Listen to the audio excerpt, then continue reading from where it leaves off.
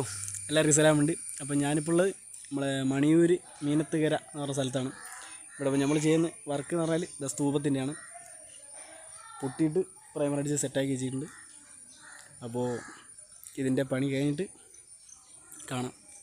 അച്ഛനവിടെ നിന്ന് ചായ കുടിക്കുന്നുണ്ട്. ചായൻ്റെ ടൈമാണ്.